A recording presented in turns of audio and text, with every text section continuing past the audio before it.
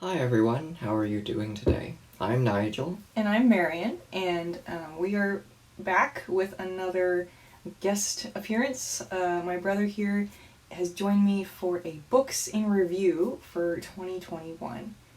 And you'll remember he did the podcast about Truman Capote's In Cold Blood, which, was that this year or? It was December of 2020, so just a little over a year ago. Wow. Yeah, I mean, it doesn't feel that long ago, but it's been a while, so we're going to go over our books from our Goodreads list starting in January and then going all the way through December. I'm going to start here and just sort of, reflect on our reading, talk about what we're going to be reading next year, and maybe reading updates. Oh, yes. Okay. And some of these are going to be overlaps because we did 2 read-alongs this year. That's right. Mm-hmm. Yeah, this was a really good year for read-alongs. It was like one of the big changes, I think, for me personally, is reading more books with other people, and it was just really fun. Mm-hmm. Okay, so looking back, January 2021, as we've already said, feels sort of like a lifetime ago. First book I read in the year was Live Not by Lies, A Manual for Christian Dissidents by Dreher. This book was recommended to me by a couple of people, and let me see if I can just pull up what it's about here, but basically it's about current events, current movements in society towards totalitarianism and surveillance technology, just sort of alarming trends in society from a Christian perspective. And, it was a 4-star book. I thought it was pretty good. I didn't really learn anything new from this, which I think it's a good book for those new to the subjects, but for someone who is already familiar, maybe not as much to glean from it. Was this one you read too? I read the introduction when you brought the book over, but that was it. Yeah. Yeah, I mean, not a bad read, but I don't know. I guess your mileage may vary with that one. I think you said it focused more on examples of the Soviet Union when China, modern-day China, would have been more appropriate. Right. That's a good point. I felt like, though the stories from the Soviet Union are very inspiring, I think the challenges we face today are a little more comparable to... Well, I shouldn't say the challenges we face today, but challenges we may face in the future are more comparable to what's going on in China today. And I would have thought examples from that country would have been more interesting. Let's see. So, An Old-Fashioned Girl by Louisa May Alcott. It was a nice story, but kind of, I don't know, not as good as Little Women, I guess. I didn't reread a lot of books this year, but one of the books I reread was The Metamorphosis by Franz Kafka. And I want to say this was a read-along as well, because for a while I was part of a club where we would read things aloud together. And it was a virtual club on Zoom. And everyone really liked The Metamorphosis. I really liked it. It was great. I can't remember if it was... maybe did I read it twice this year? No, I think it was just that book club, so that was fun. Never Let Me Go by Kazuo Ishiguro. I think this was my first 1-star book of the year. That was very disappointing.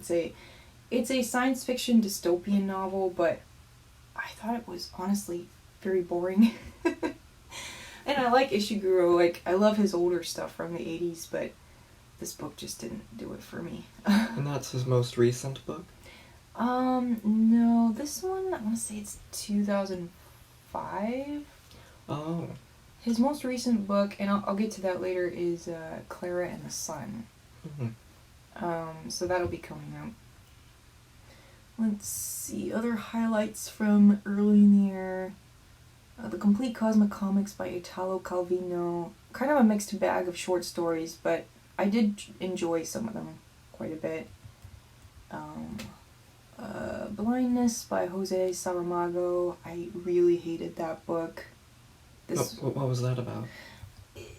So it's sort of a pandemic novel, which is one of the reasons I chose it. Or rather, I should say, Blage, who I do the Reading the World Challenge with, we came up with this book to read for the country of Portugal, because Saramago is probably the most famous Portuguese novelist, at least of the 20th century. And Blindness is about a country or a city that's suddenly struck by an epidemic of blindness. And it's contagious, so one person goes blind, another person goes blind, they come in contact with, and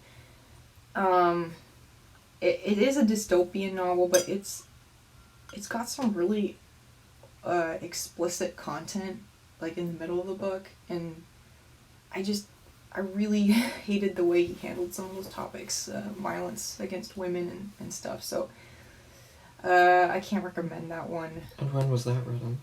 This one was, let's see here, I mean, it wasn't that long ago. Oh, 1999. Okay.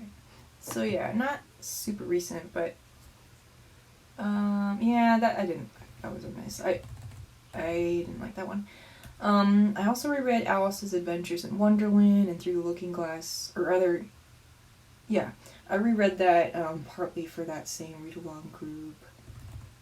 The Path of Loneliness, Finding Your Way Through the Wilderness to God by Elisabeth Elliot. Now this one was one I haven't talked about on my blog or podcast. I really have to say I didn't like it. I was looking for inspirational or helpful book to read about loneliness, and this book may be good for somebody, but I feel like for me, some of the advice was actually not helpful or even, shall I say, good. So, I don't know. Again, your mileage may vary, but I can't recommend that one. Okay, Klara and the Sun. Kazuo Ishiguro. This was a new release. I think I did a video on this one. Yes, I did. So I'll link to that in the video. But basically, this is a book about a robot. It's actually told by the robot, and she becomes the artificial friend of this girl, and it's about how she fits into society and how people treat her as a robot and so on. But I think he touched on a lot of interesting topics, and parts of the book were quite good, but overall it was kind of lackluster, and I think he didn't go deep enough into any one of the topics for me. Mm-hmm. But yeah, there's a whole video on that one. Let's see, Breathing into Marble from Lithuania. I liked the first half. It's sort of a thriller, but the second half I didn't like so much, so there's that one. I reread The Magician's Nephew by C.S. Lewis. That was great. The Waves by Virginia Woolf, which I talked about in another video. Axolotl, which is a short story by Julio Cortázar. Was that for your world read-along? No, this one I just was recommended to me by somebody, and I decided to give. I really liked it, by the way. I want to read more short stories by him. Mm-hmm. It's kind of surrealist. It's about this guy who visits this aquarium every so often, and he becomes obsessed with one of the fish in the tank.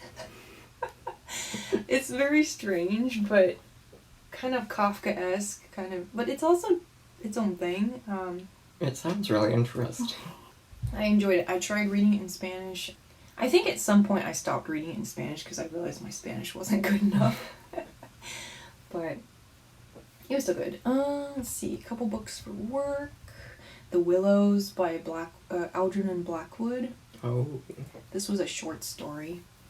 And actually, this was one of the few books that I put on my list for this year that I actually read. I liked it. It's about these two guys that go on a canoeing trip down the river, and creepy things happen, and it's just very fun. I think we should do a Blackwood read-along, because I wanted to read The Great God Pan, but I didn't. Oh, okay. Yeah, I'm down for it. Was he American or British? I think he was British, and he led quite an interesting life. He did different things throughout his life, and just, I don't know. He's known for his writing, though, which... Oh, I'm trying to think, because I also have... For some reason I thought I read Lovecraft before him, but actually his is the first one that comes up here. Oh, right, yeah. This year was a year I wanted to try to get back into the late Victorian Gothic or horror stories. Did he contribute to the Lovecraft universe? Or am I thinking of someone else? I'm not sure. I'd have to check. I will say that both Lovecraft and Blackwood are not as good writers as, say, Arthur Conan Doyle. I constantly compare them to Doyle because there's something about the way Doyle writes characters that's just so much more believable. And these two writers, I think they focus so much on the weird and macabre and, like, hard to believe most of the time. And I don't know. But still very entertaining. Let's see. Jakob von Gunten by Robert Walser, read for Switzerland. Kind of a weird Kafkaesque novel about these boys at a school. I really enjoyed the writing of this book, but I didn't really enjoy the story as much. So, kind of mixed feelings about that. T.S. Eliot, I read Prufrock and Other Observations, which is a collection of poems, which includes the love song of J. Alfred Prufrock? I can't remember. I'll have to be honest, I didn't really like this first impression of T.S. Eliot. Maybe I will like it someday. Didn't really, And was this essays? Poems. Oh, okay. Yeah. I don't know, I just didn't care for them that much. Shakespeare. So, tried to get back into Shakespeare a little this year. Read the Sonnets. I loved the Sonnets. You know, if you're having trouble getting into his plays, which I think maybe some people like me just do, the Sonnets are very nice because they're short, they're like the original confessional poems, if you will. Like, they're very personal and relatable in many ways. He writes about love, about time, about... I can't remember what the other themes were, but just great stuff. Love the Sonnets. Oh yeah, and then we get to Lovecraft, The Call of Cthulhu. Now, you read that one, didn't you? Mm-hmm, yeah. And what did you think of it? I really liked it. I think I might have given it 5 stars. I thought it was very... How do I put it? It was well written, at least in the sense that I enjoyed it. I thought he used vocabulary very well. Sometimes not to the best of effect. I had no idea how many extremely specific racist terms there are in English, but he knew them all, apparently. Oh, man. Yeah. But, concerning the cult and the monster itself, and, I don't know, the vagueness of it, I thought was really good. There wasn't, I thought, a whole lot that was specific about it. Right. Part of the story flashes back to a detective's raid in Louisiana, and Lovecraft is better known for his settings in New England, so I thought that was interesting. I mean, you know, I didn't love it, but I will say I will read more by him. So it certainly piqued my interest to that extent. And then Beneath the Wheel by Hermann Hesse. I did a whole video on this. I'm not going to go into it in detail here, but I really enjoyed Beneath the Wheel. This was my first Hesse, and I think... So, Wait, didn't you read... What's that other Hesse one that's more famous, it's very drug-addled? Steppenwolf. Yeah, that's it. Indeed. Did you read that last year? No, so that's the thing. I read that sort of right after Beneath the Wheel, and I didn't like Steppenwolf as much. Now, I liked the first half, and then the second half is completely different than the first half, so I don't know. They're such different books. Beneath the Wheel is, like I said, it's kind of a dark academia novel about this boy who everyone has such high expectations of him, and they send him off to this school, and he eventually discovers what he enjoys personally in life, but that comes into conflict with what people expect of him, and it's just kind of a train wreck, but it's a good story. And then Steppenwolf is like the meanderings of this person's mind, and it's interesting for the first half of the book, and then the second half is really weird. But I don't know, a lot of people love Steppenwolf. It's got an average of 4+ stars on Goodreads, so might enjoy it, I guess. Give it a try. Let's see, The Gate by Natsume Soseki. This was a Reading the World selection for Japan. Oh, I forgot to mention something. What? So this year, one of the things I did earlier in the year was I was a part of this Japanese literature class. You remember that? Mm-hmm. And something I found on Instagram, I think. Really great class. I should link to it in the description. Basically, this teacher in Japan, he has like a weekly... Well, they're like courses, but every week he goes through a short story with you. We use the Oxford Book of Japanese short stories. And that was fantastic. There were so many... You know, the stories themselves, I would say, were hit and miss for me, but I just really enjoyed learning about Japanese history and culture, and just it really opened up a lot of literature to me.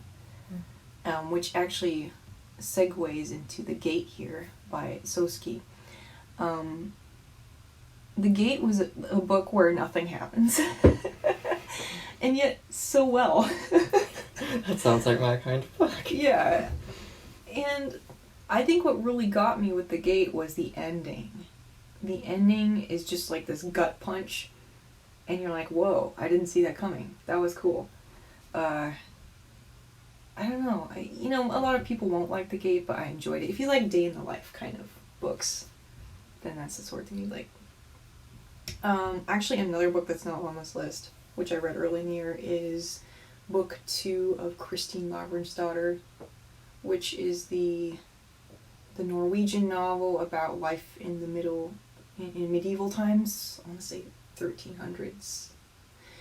The wife was a lot better than the first book, which was called The Wreath. I haven't done a video on it, but basically it continues to develop the life of this girl, Kristin, and her choices in life and how they play out in medieval Norway society. And anyway, book 2 was better because it sort of explored the realistic consequences of her questionable decisions in the first book, and I liked how consistent the characters were. I didn't feel like the gray characters stayed gray, and then there wasn't like this fairy tale stuff going on. It was just very believable the way it played out. So I can't say too much more because there would be spoilers, but yeah, I liked it. Okay, back to Japanese literature. I think this might be my first 5-star book of the year, Sachiko by Shusaku Endo. And this book, so Endo is the author of the more famous work Silence, which is about Christian martyrdom in Japan in, I want to say, 1600s? Don't quote me on that. But Sachiko is about the Christian experience during World War II and the years leading up to it, which I can't think of any other author that's written about that, especially from a Christian perspective. And I think a lot of it was autobiographical because Endo lived through that, and there's questions about how do Christians respond to war, how do they respond to a lack of leadership from the church, what do they do when they're called to the draft, like all these really important questions which are still important today. And then in the middle of this book, he's got a subplot about this real-life Catholic priest, Maximilian Kolbe, who went to Japan and ministered in Nagasaki, and then he later ended up in a concentration camp. And Endo actually explores that story. And, I mean, again, I've never read a Holocaust themed story written by a Japanese author before. Did he meet Maximilian Kolbe? No, I don't think so. I think he just read about him and was, inspired by what he read.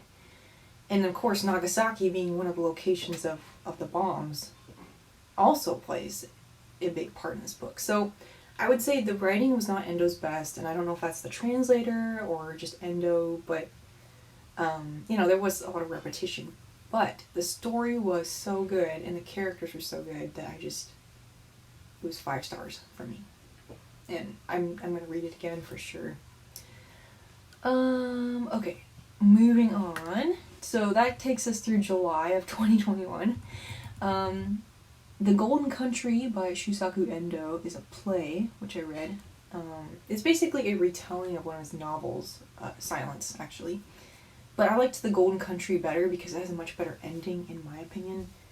I'm not going to go into it in detail, but if you've read Silence and kind of want to read a rehash of that story in a play format, The Golden Country is really good. Let's see. 3 Summers, Margarita Liberace, that's a novel for Greece. I've talked about it on the channel a few times. Chess Story by Stefan Zweig, I've talked about. Fantastic. Absolutely loved Chess Story. So this was my other 5-star book. What can I say? It's a simple story. It's about this chess game that takes board on a ship.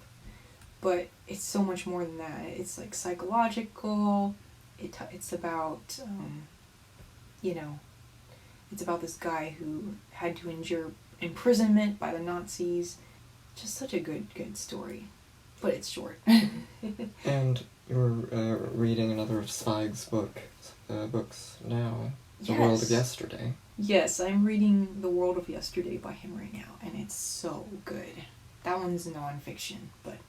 I remember you told me, on Christmas Day, just read the first line, and I read the first line, and I wanted to read the rest of it. Absolutely. Life Without Principle by Henry David Thoreau. So this was an essay we read on the channel. That was great. Another 5-star read. Palace of the Peacock by Wilson Harris. A very experimental novel from the 20th century about post-colonial Guyana. Well, it's told from a post-colonial perspective, but it's about actually colonizers. It was very hard to follow, but there were some really good scenes and moments in it. So I gave it 3 stars. I think it was kind of hit and miss for me. But overall, there were things I really liked about it. The Secret History by Donna Tartt. Oh dear. This could be its own video. It could be. And it was going to be. Yeah. I really hated The Secret History, but Nigel liked it a lot more. Yes. So I'm going to skip that one for now, and you can hear his thoughts on it. Yeah, we'll talk about it later. Okay. Seeing Red by Lina Meruane.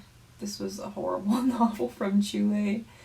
I think I've talked about it too. It was so poorly written, in my opinion. Mm-hmm. A Grief Observed by C.S. Lewis. This was good. This was a 4-star book. He talks about how he felt after the loss of his wife. And you know what? There's actually a tie to the movie Inception, which we just watched. Really? Yeah. So C.S. Lewis, he talks about in Grief Observed how when he was remembering his wife, he was remembering the projection of her, basically. Like, remembering her in this fantasy form instead of who she really was.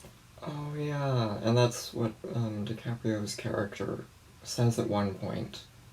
That I'm only remembering my idea of what you were. Exactly. And I can't remember all of your perfections and imperfections. Exactly. And so that's kind of what Lewis talks about in this book, and how,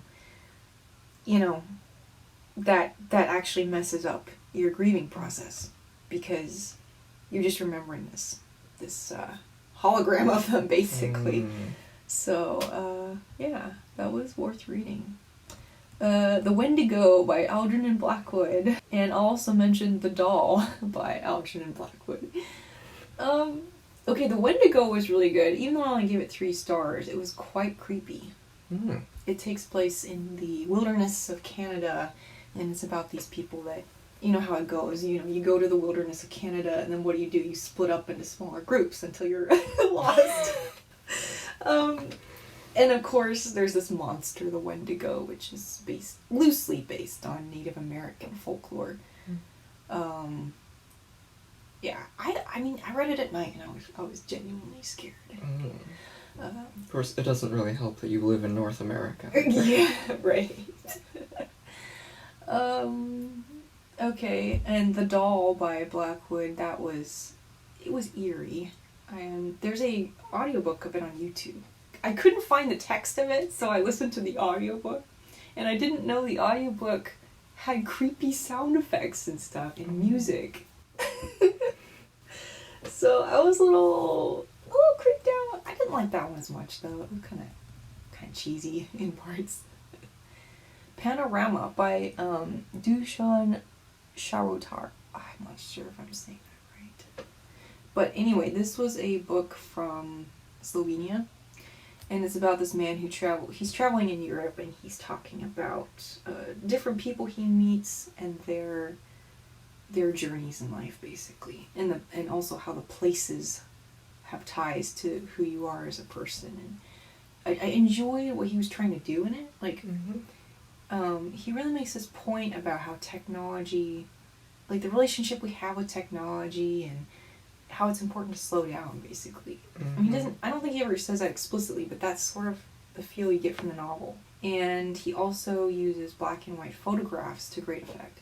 Oh, okay. Not just to tell you what he's seeing, but to fill in the blanks, or to give you a different angle on what he's saying. So this is a modern book? Yes. This one I think is 2017 or something. Like, it's really recent. So that was good. That was another highlight of the year for reading the world. Martin Luther's 95 Theses. This was a read-along with somebody online. It was interesting.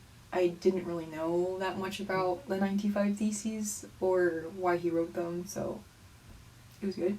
I think you remarked that it wasn't as anti-establishment as you were expecting. Right. He takes great care not to insult the Pope in 95 Theses, and when he does critique the Pope, he phrases it as if someone else is saying it. Oh, yeah. Like, towards the end, he's like, well, some people might say that the Pope, blah, blah, blah, you know what I mean? Like, he's trying to be very politically correct, I think, in this. And honestly, I think at this point in Luther's life, I think he still considered himself Catholic and, like, just trying to point out problems and not start something new. But yeah, probably not the best source of Luther's actual beliefs. I mean, it's so specific that you only get a glimpse of Luther. You know? And it wouldn't be like reading a diary. No. It's more like a series of statements. Let's see. Oh, The Great Gatsby. That was a reread and a read-along with Stephen, one of my longtime book reading friends. And this was great. I liked it a lot more the second time. We also watched the 1974 version with Robert Redford. That's right, yeah. Which was pretty good, but slow. I disliked it. I thought, I don't think I mentioned this at the time, but the story is told from Nick Carraway's perspective, but I don't think that movie felt very much at all as if it was from Nick's perspective. In the beginning, there was quite a bit of narration by him, too much, I'd say, but then that's it. He sort of goes silent from there. That's a good point. They also inserted some scenes between Jay and Daisy to sort of try to fill you in on what was happening, but I think that was a little unnecessary. And they also, I think this adaptation really tried to make Jay out to be this sort of fallen Prince Charming, if you will. Like, when I mean fallen, like, he had everything going for him, and then she kind of left him in the lurch. Reading the book, I felt so much more sympathetic for Daisy this time.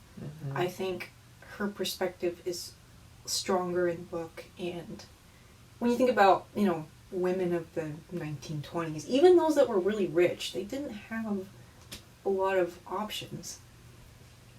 And I felt like today it sounds like, oh, she should have just waited for him, like, but, you know, back then things were a lot different. You couldn't just wait around for somebody indefinitely, right? Yeah. I mean, there was quite a bit of pressure for her to get married, I think. I think the most independent woman that I remember in the book is, what's her name? Baker. Jordan Baker. Yeah, Jordan Baker, the golfing woman. I think, too, like in Downton Abbey, they show Mary waiting for Matthew, right? Uh-huh. But that's a little different because Mary is so strong-willed. She has lots of suitors, right? Mm-hmm. And... Well, I mean, there's quite a different dynamic in that, there's the question of keeping the inheritance and the house, Downton Abbey, in the family, because Matthew is a distant cousin to her. Right, so... And he wasn't a nobody. I mean, Jay is famously, he goes from zero to hero, but Jay didn't have prospects, and even though it seems very cold to us now, I think back then, things were different, so we shouldn't judge Daisy too harshly, I think. No. And I think you saw the more recent, the one with Leonardo DiCaprio, that adaptation. Yeah. And from the clips I've seen of it online, it feels more accurate, I think, in that everything seems a bit too vivid, like a movie or a high of some kind. Yeah. And that's what the book felt like, I think. I read this, I think, when I was 15. Yeah. I really didn't like... So I actually personally liked the Robert Redford, is that his name? Version better. Really? Yeah, the DiCaprio version was just so vulgar and... they had good ideas in some parts, but I just felt it was so distasteful to me. Second half was better than the first half, but that's assuming you get through the first half. And Nick Carraway I just can't stand him in that version either. He's just... Oh. Anyway. What did I think you said he sounds as if he's talking to kindergarten students? Yeah, I don't know, I just... Anyway, but moving on from The Great Gatsby, so... another book from our Reading the World challenge was An African in Greenland. And this was written by a man from Togo. We actually read it for Togo, even though it takes place in Greenland. But he actually starts out talking about his childhood in Togo and how he found this book that inspired him to want to travel to Greenland. And how he actually ran away from home just to do that. I didn't give it a rating yet, did I? This was one of the most interesting books of the year, by far, and very well told. You would think it might be boring, but it was actually fascinating. Yeah, I don't know what to say except that was an unexpected surprise, and I would say it's probably a 4-star book. There were certainly aspects in it I didn't enjoy. I felt so this takes place in the 50s, I want to say, and I felt like there's just so much... There's a lot of depressing aspects to it, and I feel like you can see where women didn't have much rights in Greenland at the time. To the point where I felt like they were really taken advantage of, even by the author. So that wasn't very pleasant to read about, but... I don't know, it was interesting, what can I say? How do you rate a non-fiction book? Okay, War is a Racket by Smedley Butler. This is a small... book, a pamphlet basically, based on speeches he gave. Fantastic. This was 5 stars as well. And he served in the forces. Yes. This isn't... So, Butler wasn't merely an activist, not that there's anything wrong with activists, but, he lived through war. He served, and I believe he was even decorated. He wasn't just somebody spouting their opinions, right? And he felt this strong conviction that most of the time... armed conflicts are things people profit off of. They're businesses in a way. Or in this case, a racket. I don't know. It was very eye-opening to me. He gives examples from, was it World War II or? I think he served in World War I, if I remember correctly. Yeah, it was so good. Everyone should read that book. There's not many books I will say that of, but that one I would say. And it's short, so... small time investment. The Dream of a Ridiculous Man by Dostoevsky. This was another online read-along, read-aloud. This was kind of weird. It's just about a guy who has this dream about this utopian society and how the utopian society becomes a dystopian society. It sounds great, but actually it was kind of weird. I just didn't like it that much. It's kind of interesting, though, to see Dostoevsky write something speculative, or fantasy, basically. I don't know. I can't recommend it, really, but there were some good parts. I think he really didn't have, like, his writing isn't at its finest. Let me just put it that way. And then we have The Passion According to G.H. by Clarice Lispector. This was a do not finish for me, or did not finish. A very surrealist book about this woman who encounters a cockroach in her maid's room. But I didn't understand what was going on, and I just felt very weirded out by it. And since I couldn't understand it and I didn't enjoy it, I just felt like I shouldn't continue it. This is also for Reading the World. This is, I want to say, Brazil? Because she's like one of the preeminent Brazilian writers of the 20th century. Oh, okay. So, yeah, I'll be interested to see what Bosch has to say about it, because he was finding more layers in it as far as, like, a meaning of language and just philosophical ideas. Does he read more of these kind of books?